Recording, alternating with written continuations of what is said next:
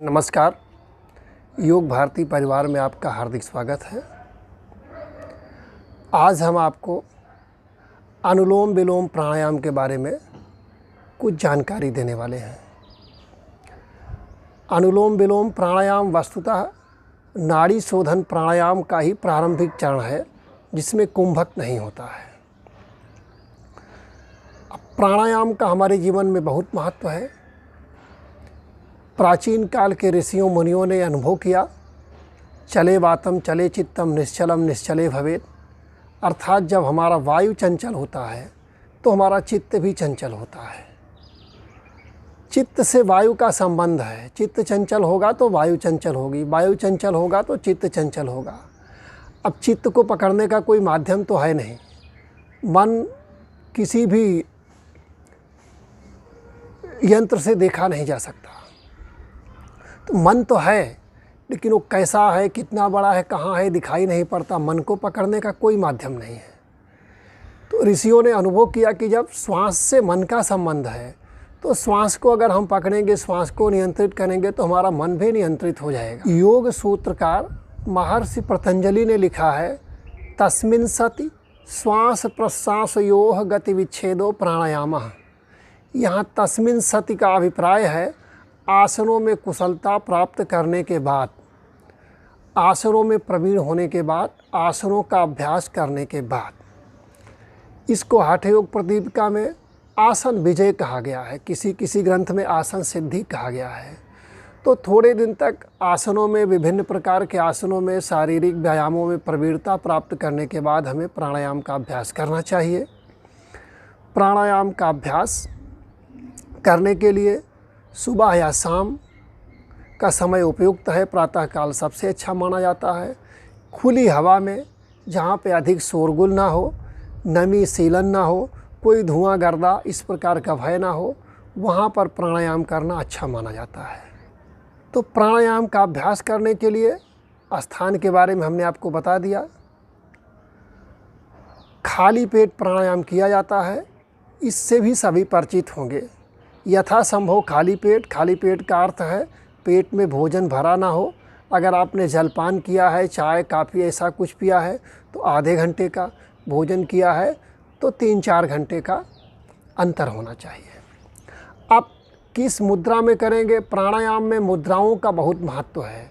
प्रायः लोग येन केन प्रकारेण, किसी भी प्रकार से नाक को बंद किया करते हैं, खोला करते हैं, लेकिन जब हम सही मुद्रा में प्राणायाम करेंगे तो ही उसका सही लाभ मिलेगा। हमारे पांचों उंगलियों में अलग अलग तत्वों का प्रतिनिधित्व है। पंच तत्वों का प्रतिनिधित्व पांचों उंगलियों से होता है। हम जब किसी विशेष मुद्रा को बनाते हैं तो हम एक ऊर्जा को अपने भीतर एक विशेष गति देते हैं, चैनलाइज करते हैं। हमारा नर्वस सिस्टम उससे प्रभावित होता है। तो सबसे आदर्श मुद्रा है प्राणायाम के लिए नासिक मुद्रा। नासिक मुद्रा के लिए क्या करना है? प्रथम तर्जनी और मध्यमा, इन दोनों उंगलियों को मोड़ लेना है इस प्रकार से।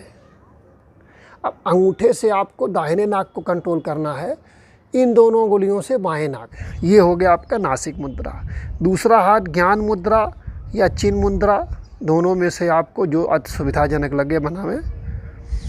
मैं तो ज्ञान मुद्रा को श्रेष्ठ मानता। अब दाहिनी नासा छिद्र को अवरुद्ध कर लें और आपके फेफड़े में जो वायु है उसे बाएं नासा छिद्र से धीरे धीरे पूरी तरह बाहर निकाल दें। फिर बाईं नासिका से ही श्वास भरें, धीरे धीरे गहरी श्वास भरें। तत्पश्चात बाईं नासिका को बंद करें और धीरे धीरे दाहिनी नाक से पूरी श्वास बाहर निकालें।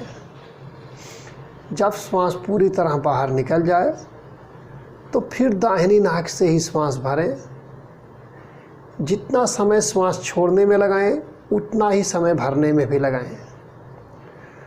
पूरी श्वास भरने के बाद फिर दाईं नाक को बंद करें और बाईं नाक से श्वास बाहर निकालें।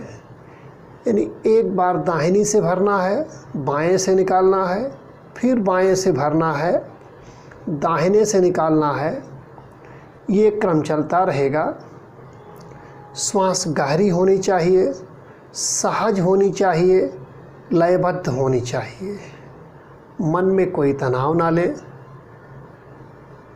किसी भी अंग पे, चेहरे पर भी कोई तनाव ना लाएं।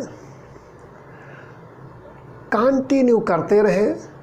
अगर आप सहज अनुभव करते हैं तो 5 से 7 मिनट, 10 मिनट भी ये प्राणायाम कर सकते हैं।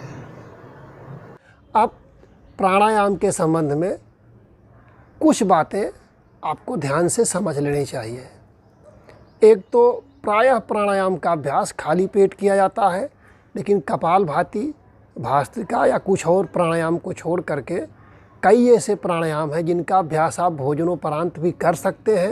लेकिन अधिक पेट भरा हुआ होगा तो आपका प्राणायाम अच्छा नहीं होगा। इसलिए उचित यही है कि खाली पेट करें, सुबह या शाम के समय खुली हवा में बैठ करके। दूसरा काम करना है आपको, अधिक ताकत ना लगाएं। इस तरह से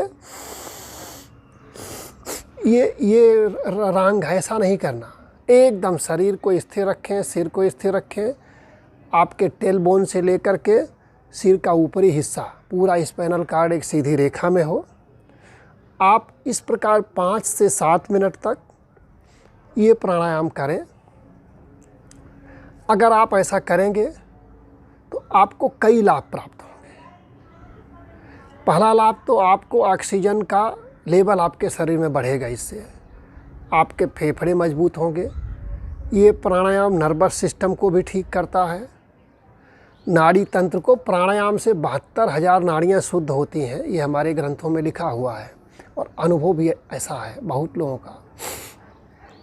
तो इससे प्राण का विस्तार होता है, आपके शरीर के भीतर ऊर्जा की वृद्धि होगी, आपका मन शांत होगा।